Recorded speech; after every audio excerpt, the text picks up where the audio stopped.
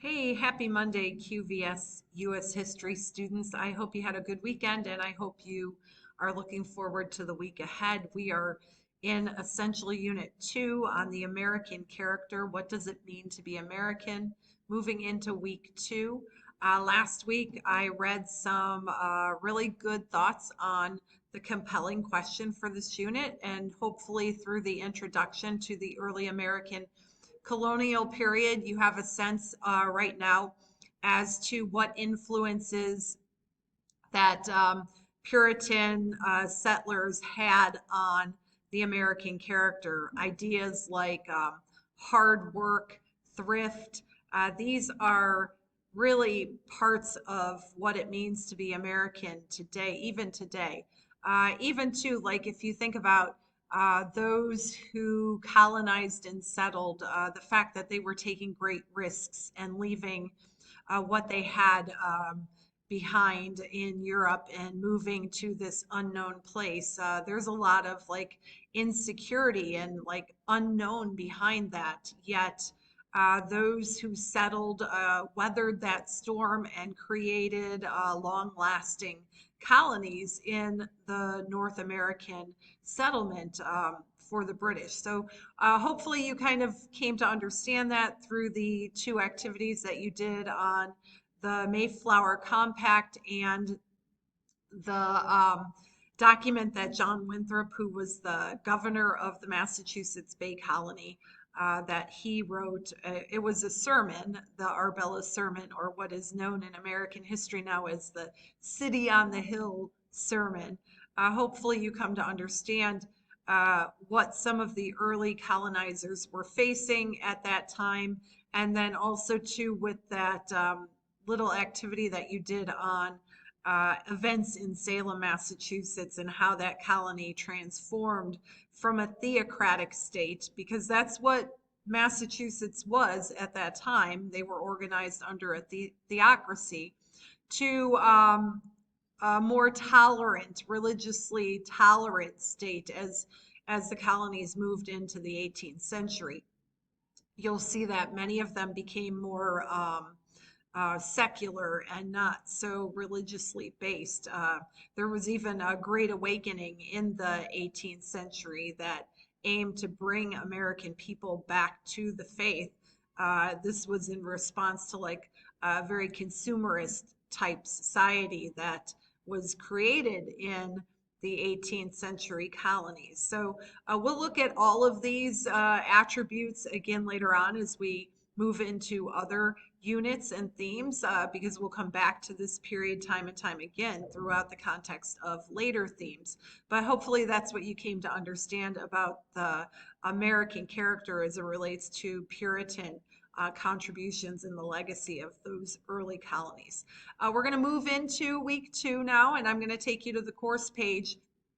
And in this week, we're going to examine some of the early government structures of the colonies, the Articles of Confederation, and the U.S. Constitution. So I'll take you to the course page, show you around, talk about what you need to do this week, and explain the transition that occurred from Confederacy to Federation under the U.S. Constitution. So let me scroll down to where we are in week 2 of Essential Unit 2 so you can see what you need to do. So end of last week, really quick, you did this museum tour on enlightened thinkers. This was really important. It's going to be important even to your understanding of how enlightened thought influenced the foundation of the government of the United States, particularly the U.S. Constitution. So if I can fit this all here on the screen.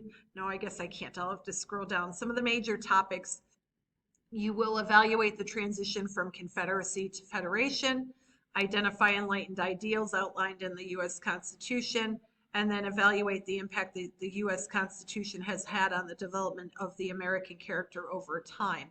So with this first topic, I think it's really important for you to understand that after the colonies gained independence in 1781, the last battle was fought in 1781 at Yorktown, and the treaty was the Treaty of Paris was designed in 1783, but before that treaty was designed, the colonies already had a government that they had structured, and it was a confederacy. And hopefully, well, if you haven't studied government and political structures, there's three major forms that exist in the world. And when you do this activity, you'll come to understand them. There are unitary systems, and most countries in the world fall under a unitary system. And then complete opposite end of the spectrum, there are confederations. And then right in the middle are federations. So most of the countries are unitary. Very few, if any, examples of confederate systems in the world today.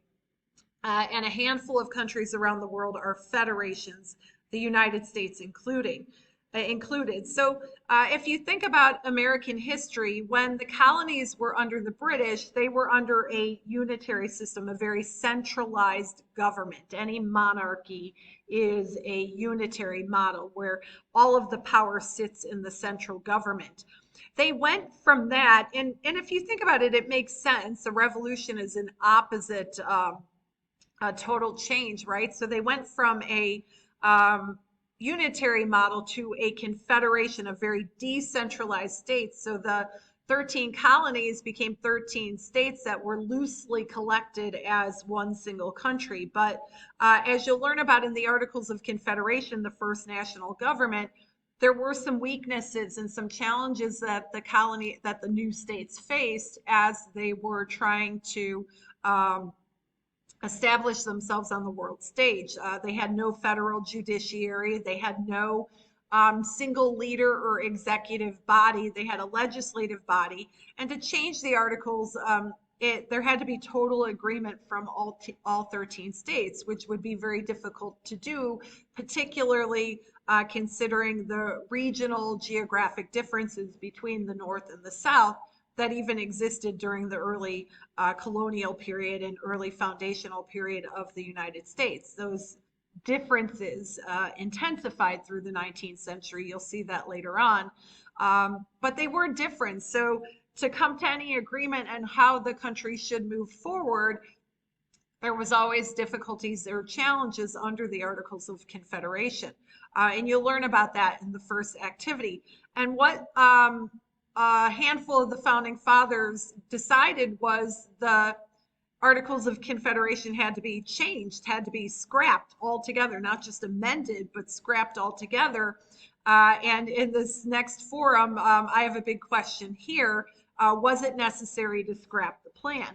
And in scrapping the plan, it kind of tells you something about the American character and their idea of how the government should be structured in order for unification to occur.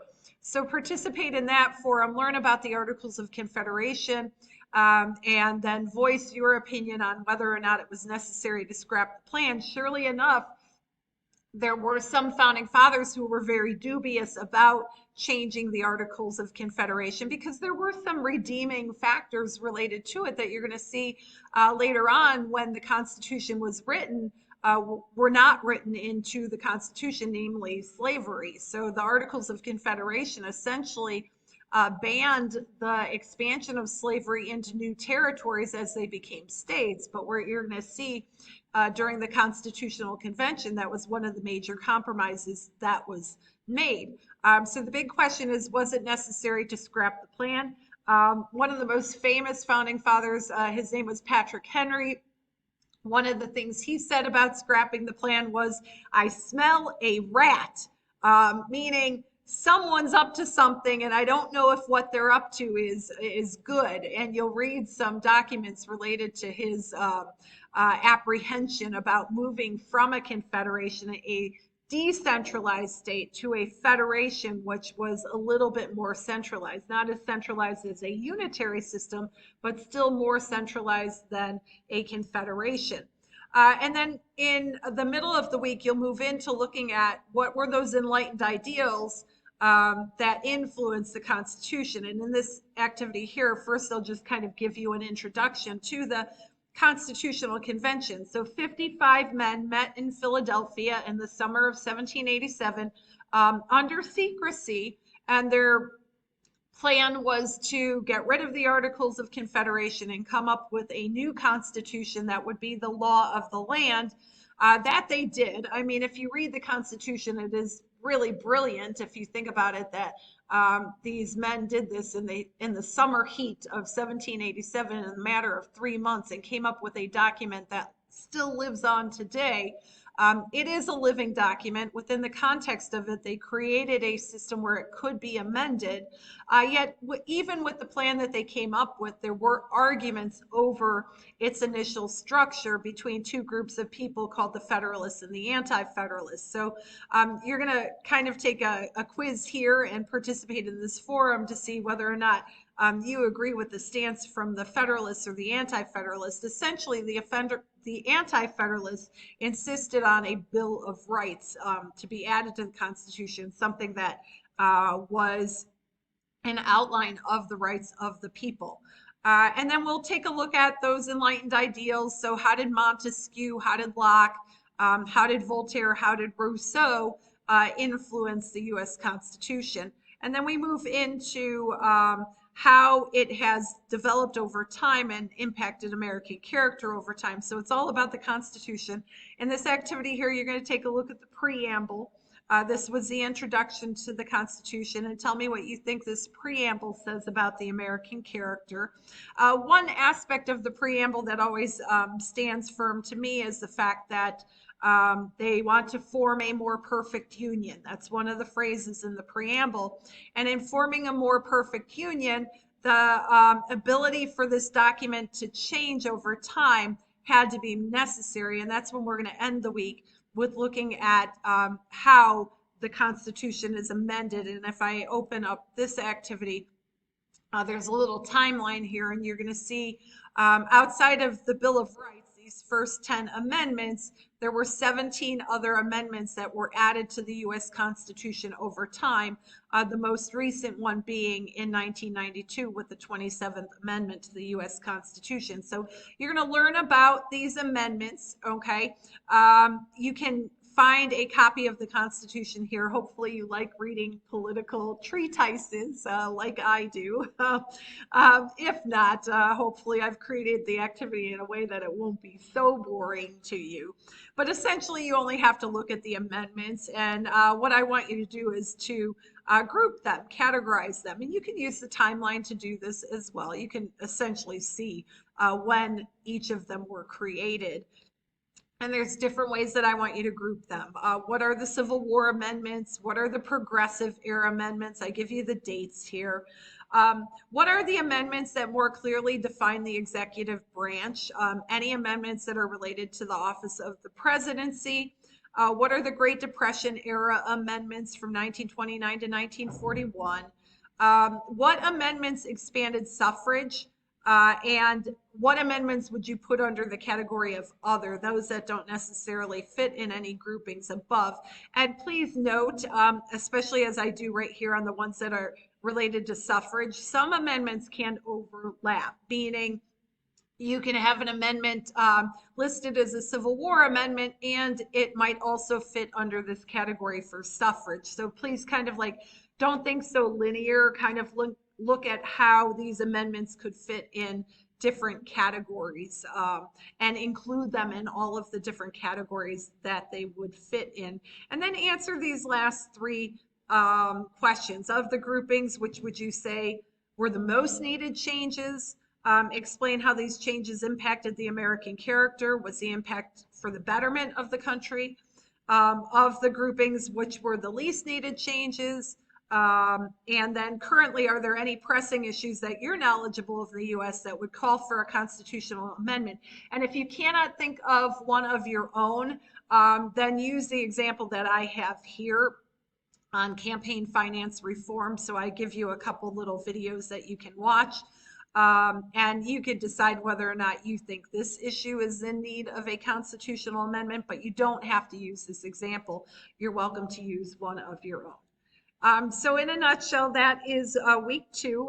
Enjoy working on that, and please contact me if you have any questions. Bye.